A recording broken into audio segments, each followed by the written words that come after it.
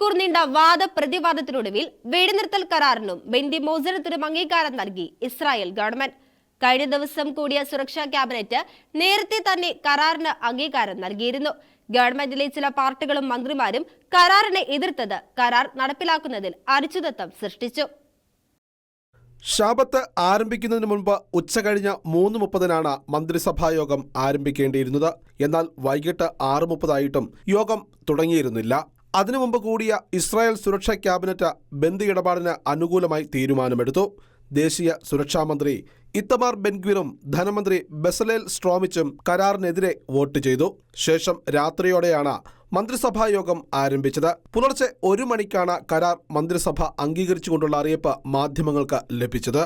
Netanyahu മന്ത്രിസഭയിലെ religious Zionist പാർട്ടികളായ ഹരീതി പാർട്ടികൾ കരാറിനെ അംഗീകരിച്ചു.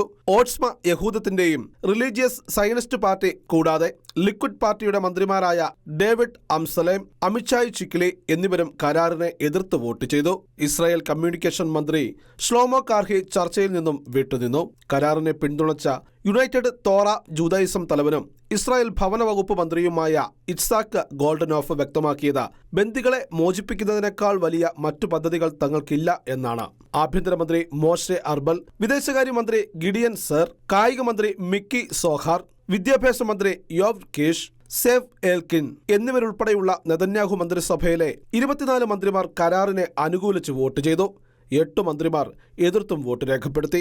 നിയുക്ത അമേരിക്കൻ പ്രസിഡന്റ് ഡൊണാൾഡ് ട്രംപ് ഇസ്രായേലിനെ പൂർണ്ണമായും പിന്തുണയ്ക്കുന്നതായും വെടിനിർത്തൽ കരാറിന്റെ 2ാം ഘട്ടത്തിന് മുമ്പ് ഹമാസ് കരാർ ലംഘിച്ചാൽ യുദ്ധം പുനരാരംഭിക്കുന്നതിന് ട്രംപ് ഇസ്രായേലിന് അനുമതി നൽകിയതായും പ്രധാനമന്ത്രി ബെഞ്ചമിൻ നെതന്യാഹു ക്യാബിനറ്റിൽ വ്യക്തമാക്കി.